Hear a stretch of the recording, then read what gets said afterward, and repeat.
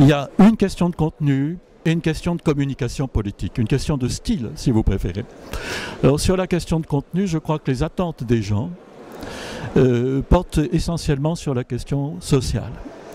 Et que ce qui est en ce moment problématique dans l'Union européenne, c'est que nous n'avons pas de véritable cohérence de la politique européenne, pas de visibilité des enjeux, des perspectives ouvertes, nous ne savons pas trop où nous allons, nous ne savons même pas pourquoi nous poursuivons le processus.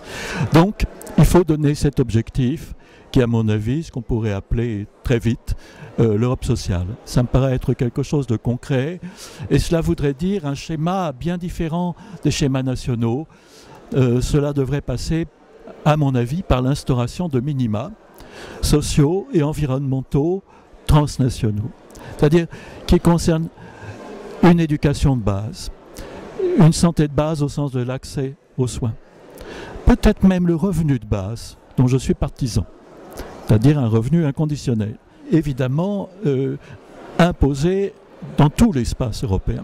Voilà les minima sociaux et environnementaux qui me paraissent fondamentaux. Maintenant, après le contenu substantiel, le style.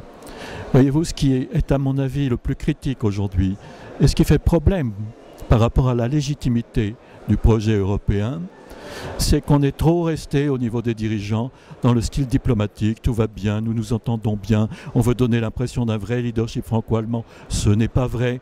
Depuis longtemps, l'entente franco-allemande n'est plus ce qu'elle était à l'époque, déjà depuis De Gaulle, Adenauer, ensuite évidemment Mitterrand, Kohl, et puis Chirac, Schröder, etc.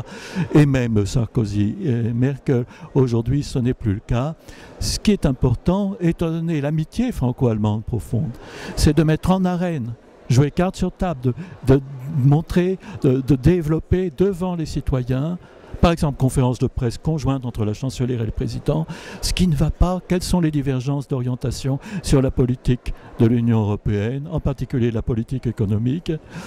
Et de cette façon, si on abdique le style diplomatique, feutré, discret, voire la négociation secrète parfois, au profit de confrontations ouvertes, avec des explications franches, on associe de ce fait même, par le style, les citoyens au processus européen, on les invite à s'intéresser aux grands enjeux, aux orientations fondamentales, pas forcément les aspects techniques, mais au moins les finalités d'une politique qui devrait pouvoir être commune.